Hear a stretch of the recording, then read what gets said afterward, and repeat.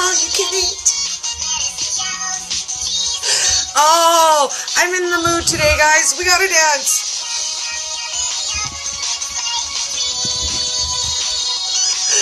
Yes, it's Taco Tuesday. Have you guys missed it? I have not been organized enough the last couple weeks to actually pull off a Taco Tuesday on a Tuesday. Like, cheese. It's raining tacos. So today, I did make it in time that we could do a Taco Tuesday. I have been busy making videos all morning, so I did not post what we're going to talk about yet today. So I decided today we're going to talk about the rule of thumb. So if you guys have never heard the rule of thumb, it's my favorite way to talk about fats. I love to talk about fats as the rule of thumb. Now, that's easy peasy. That just means we add a thumb of fat to every serving of everything we eat to get that extra fat. So today, we're going to talk about my favorite fats, layering fats, and how do you build a fat portfolio. Because I was talking to Crystal Hastings Soaps, hopefully she'll be here in a moment, and we were talking this morning about things that are cheap and plentiful when you're a carb eater. And those kinds of things are carby foods, right? Macaroni and cheese, Ichiban noodles, potato chips. These things are cheap and plentiful. What is cheap and plentiful in our keto world? And that's the fats.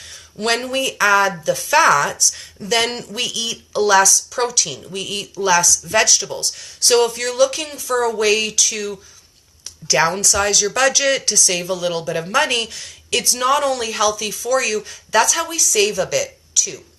So the first thing I want to talk about is why do we eat the extra fat? When we stop burning carbs and sugar, fat is what we're burning for fuel. So the majority of what we're eating should be coming from fats. That's our 70% fat. Now, the reason why I wanted to talk about this again today, because we talk a lot about getting the right amount of fat, but the reason why I wanted to talk about it today is all of the private messages that I've been getting in the last 2 weeks, again, refer to not getting enough fats. People will message me and say, Dory, I'm eating all of this fat, but I'm not losing. What's going on? And we'll talk about what they're eating, and they're choosing fattier foods, but perhaps not adding fats to foods. So, for example, if you say, I had a really good keto meal, I went out and I had a chicken burger and I had salad with ranch dressing. Those are good keto foods, but you're not adding the fat to them. So, for example, the same meal. You can go out for a meal, you can order a chicken burger with cheese and bacon on it, get sour cream on the side, and then ask for olive oil for your salad, and add that as well with your ranch, so you're getting the extra fat. Hello, Vengeance! We have not chatted in forever, darling. It's been so long. So today we're just popping in for a quick 20 minutes, and we're going to chat fat. How much fat do you need? How do you add that? What does that look like on your plate? For me, I posted last night's dinner, and last night we had sausages. So those are cooked in their good sausage fat, and I put some of the sausage fat on top. I made my egg fried in butter, and then I put a nice blob of butter on top. So you guys can look back at my page and see how I'm adding the fat. But not every dish is visible added fat. So for example, at my house, our side dish was steamed cabbage. What you didn't see is I add olive oil to the steamed cabbage, and then I served it with butter. So you might not always see the added fat that people are putting on their plate. So what we want to do is, again, rule of thumb, and that is for each serving of everything on your plate gets 1 thumb or tablespoon of fat. So, for example, if you're having 2 veggies, a salad, and a meat, then you would put olive oil on your salad. You would put butter on your veggies and maybe butter or bacon fat or rendered sausage fat on your meat for that extra bump. You're also going to find you're not as hungry. So, for example, if before you would eat an 8-ounce steak, you will be just as full off a 6-ounce steak with a tablespoon of fat on it as you would be from eating an 8-ounce piece of steak. And for me, I find this is how it helps me budget-wise. In the beginning, it seems to cost more, right? Your first thought is, I need all these ingredients. I have to have butter. I have to have olive oil, avocado oil. I have to have MCT oil. I have to have ghee. I have to have all of these fats, all of these specialty ingredients. For me, I started with one. So I recommend picking something that's in your budget that you like. If you're just starting out and you can afford a pound of butter this week, 1 pound of butter will get you through the week. If you choose olive oil, next week you can buy something else and add to your collection every other payday so that it's not costing so much all at once. I usually find I probably buy one fat every other month in my rotation minus butter. We keep butter in the house all of the time. But when I buy coconut oil, my big container lasts 3 months. When I buy my olive oil, that lasts 3 months. So it's not something that you have to spend every single month, but it's going to save you a lot in the long run. When you consider, for example, a bottle of olive oil and how much that's going to stretch your food budget, you might spend $10 on that, but you're going to cut down on the amount of protein and vegetables that you're consuming with that. And it really does even out that I feel like I save money in the end. So I'm curious, what's your guys' absolute favorite fat? Miss Karen, you never catch me live, lady. It's our lucky day. Like, what the heck is up with that? It's definitely our lucky day. Well, it's not that lucky. I didn't put any makeup on, but whatever. This is what I really look like. Deal with it. I was like, I don't feel like hair. I don't feel like makeup. And I just don't feel like it. Some days you don't feel like it. Some days I'm like, yeah, I feel like it. And some days I'm like, bah, doesn't matter. And that is the challenge for today. If you've been following along with Christelle and Jade's Love Yourself Challenge, today is what is your idea of outer beauty? And I posted my idea of outer beauty, and I would love for you guys to share your opinion. For me, I feel like outer beauty is being able to express myself with my color and to be able to have fun and show who I am on the inside, on the outside too. So I'd love to hear what you guys consider outer beauty and what that means to you. I'm curious. Comment, let us know, make a post. We want to know.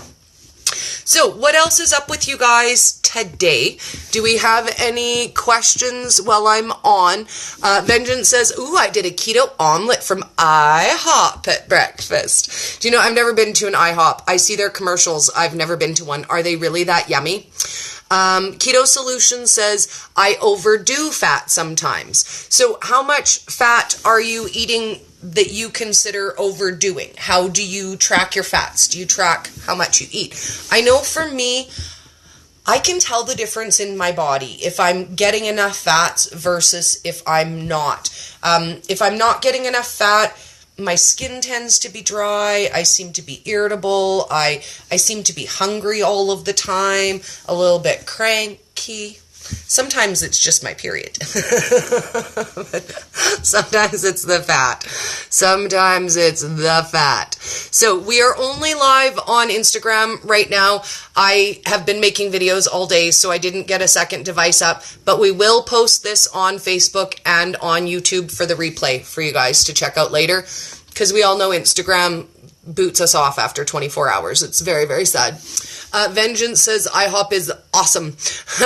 And Marilynelli says, my smile. I can never wear I can wear it no matter what I'm wearing, and that is, do you know what? A glowing smile, that is beauty. I can't even say how you can walk into a room and see someone and their smile just lights up an entire room. Good one, girl. That is beauty. That is beauty. So let's talk a little bit. Let me show you some of my fats. I'll grab some of what I got in my collection, and we can chit chat about what I keep on hand on the regular. Okay. So by far the most economical is the olive oil. Dollar for dollar, it's going to be the cheapest. The one thing I will warn you is make sure you check your ingredients. A lot of olive oils will say all natural olive oil, and then when you flip it around, olive oil is not the first ingredient. So you do always really want to pay attention, not just to the front of your labeling, but you want to read the back and make sure that this one is just refined virgin olive oil. Sometimes you'll find a blend, and that's how they save money, right? They can blend canola oil, add a little olive oil, and then call it olive oil. MCT oil, where I live, I seem to only find it labeled as coconut oil, but this is my MCT oil. Now, this one I use more for flavor than for good fats because it's on the line of what fats are awesome and what are not. But I use a little sesame oil for flavor. Again, not so much for good fats, just for flavor. Avocado is one of my favorites. And then in my cupboard, I keep my ghee. I've heard some people say their container says to refrigerate. Mine says keep cool, so I keep it in the cupboard. And then I have my coconut oil. And then, of course, we always keep on hand butter at my house. Now, if I'm lucky enough to have bacon, then I will save and render my bacon fat. We go through it so fast. Like, a batch of bacon makes a half batch of bacon mayo, and that lasts 2 days in my house. So, bacon fat is like gold at my house. So, when we buy bacon and I render the fat, I use it for a lot of things. It's my favorite for my vegetables, but bacon mayo. If you guys have not tried bacon mayo, run over to my YouTube, check out my no-fail bacon mayo recipe, and you won't be sorry. Like, it's a favorite at my house, and it's an amazing base for high-fat dips as well. So I can only buy mediocre mayonnaise where I live. So I do try to make my own whenever possible, whenever I have the time. I've got a lot of those really kind of cool money-saving videos. If you guys want to make your own butter, if you want to make a dairy-free butter, all of those kinds of things. Yes, I am in Canada. I am in Alberta, Canada. So some things where I live, we just don't have great access to yet. I live in a small town. I'm an hour from the largest metropolitan city. So in my small town, they're only just starting to have some ingredients that are available. I just my last shopping trip found almond flour and coconut flour in town. It took 6 months to find Krista chips. It's slowly but surely we are changing and things are becoming more and more available. A lot of the ingredients that I use, that I show you guys, have to be shipped to me from the States to be able to use them. Vengeance says he can tell by how I say the word sorry that I'm Canadian. I also rhyme it with my name. Sorry, Dory. That was always my favorite phrase as a child. I love that when people are like, sorry, Dory. That rhymes. I've never heard that before. Ever. Like, ever. my absolute favorite. You gotta love when your name rhymes with so many things, because throughout my life, every time I heard things, I'd be like, what? Oh, never mind, you're just apologizing to someone. That's fine. Oh, you weren't talking to me. Oh, okay then. I do it with lorries as well. I'm like, what? And they're like, oh, no, not you, weird lady who I don't know. Sarah said it's hard to find things in her area too, which I will tell you honestly, is how I became the don't miss it, make it lady, because everything I wanted locally to me, I couldn't find, and I had to learn how to make. The first thing I was on a hunt for, this is actually kind of a funny story.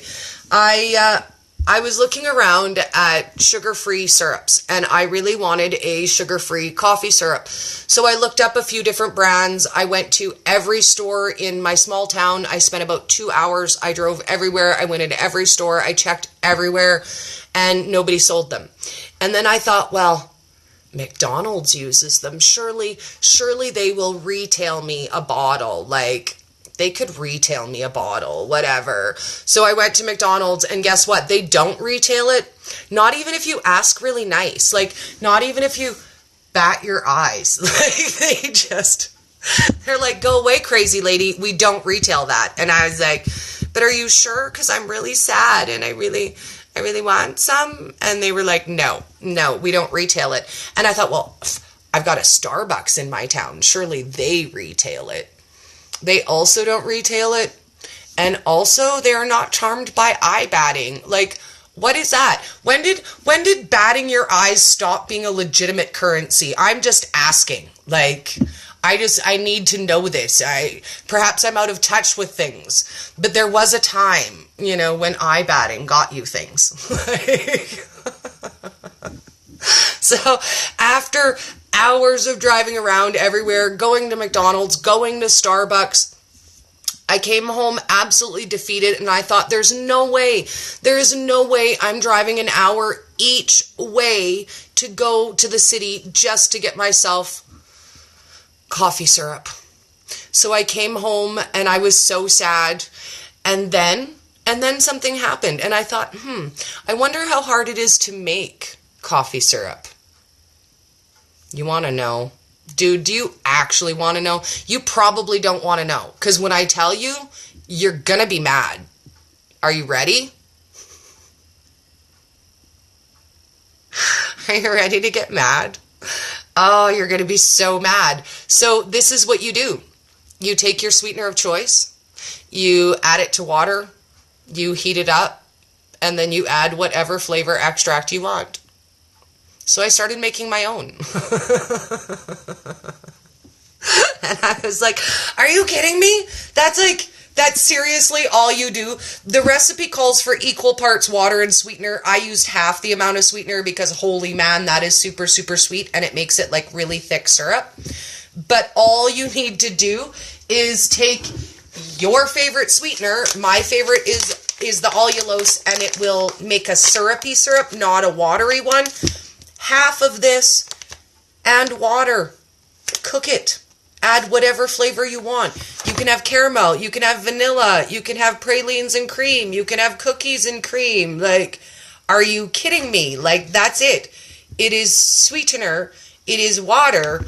And then it is whatever flavor out of your flavoring box you want. So you're really only limited to what you have. Like, I've got orange, I've got cookies and cream, I've got pralines and cream, I've got root beer. Like, root beer would be good in coffee, but it'd be good in some things. English toffee, like, and I was blown away. Are you kidding me? That's all it is. It's sweetener and water and flavor. And I spent 3 hours driving around everywhere looking to find it, and had I actually found it, I would have paid $20 for a bottle of it. Coffee is life, Vengeance. Coffee is life. And I was supremely addicted to flavored creamer. Like, I had a very bad addiction to the flavored coffee creamer, International Delight coffee creamer. I used to put 6 sugars and flavored creamer into one of these coffees, and it was brutal for me. And I won't lie to you guys, coffee creamer was one of the last things for me to give up. When I decided I was going to be healthy, and I decided I was going to give up one thing every day, coffee creamer was the last to go. Like, it was dead last of the things that I gave up because I didn't know what else to do instead. So flavored coffee syrups. You can also whip up your heavy cream, add your flavored extract, and then you've got a flavored whipped cream, and that saved me. You could add it to your coffee, you could add it to berries, you could just eat it off of the spoon. That saved me big time, because I did not know how to survive without my flavorings in coffee, without the sweetener in coffee, and I don't use those anymore. So a lot of these things are transitional. So if people say to you, well, you're not going to be successful if you use the flavored coffee syrups, you might not be as successful if you're using flavored coffee syrup, depending on the sweetener used, but is it going to keep you on track? Because if it's keeping you on track, you're 100% more successful than you would be if you're going to cheat, and if you're going to go off track, and if you're going to eat off plan. Which is why we always talk about good, better, and best options. So a good option is a flavored coffee creamer that you would buy, or a flavored sweetener that you would buy, the Skinny Girl. A better option would be making it yourself. The best option would be to just add flavor to your whipped cream or to your heavy cream. So we always have those options, and we always get to transition too. Just because you say, you know what, I can't live without my Skinny Girl, Dory, don't tell me I can't have Skinny Girl, I'll die. Just because you can't live without Skinny Girl right now doesn't mean 6 months from now you might be like, I don't really buy that stuff anymore. I don't really need it. I don't really use the sweetener, because we're always in transition. So I think that for our closing out point, that's a really good one. Always remember that as you're on your journey, it's going to change. Different things about how you eat, what you want, the things you enjoy are going to change. So you don't need to trap yourself into a box of, I always buy this, or I always use that, I always use this particular fat, or I always buy this or that, or we always have this particular meal. And just be open to trying new things. I've tried a lot of new foods. Foods I've never heard of. And some of them were really awesome. So I encourage you guys to explore, to try new things. And at the end of the day, always remember our rule of thumb. Add a thumb of fat to everything we're eating, and that's how we get a percentage that we need. You are never going to get enough fat simply from eating high fat meats and foods, right? Unless you're eating just pork belly all of the time. And even pork belly, once you cook it, evens out to be 1-to-1. Bacon evens out to be 1 gram of protein, 1 gram of fat. So at the end of the day, if 70% of what we should be eating is fats, are we ever going to get that just from eating fatty foods? You'd have to eat really, really fatty foods. So open your mind to trying different fats and adding a few different things and seeing what flavors you love. So I hope you guys have an awesome afternoon. I'm off to pick up Jacob, and then we're going to do some sort of recipe this afternoon. I don't know if it's going to be alive. Everyone is home at my house this afternoon, but I do have a couple things I want to put together. We're going to use some collagen today. I have some collagen samples from Further Food, and I announced yesterday that they are one of the giveaway sponsors for our Keto Vegas vacation. So today we're going to make up a couple things with collagen, and I'm going to show you guys how we can add this to our everyday meals, our treats, and our snacks. So I will see you guys later. I hope you have an awesome day, and let's get our taco song back, because it's raining tacos, in case you didn't notice. just in case.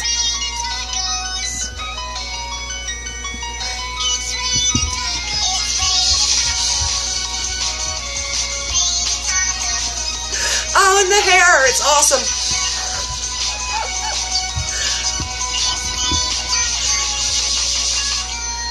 Bye, guys. Oh, it's going to get 4 times. It gets crazy now.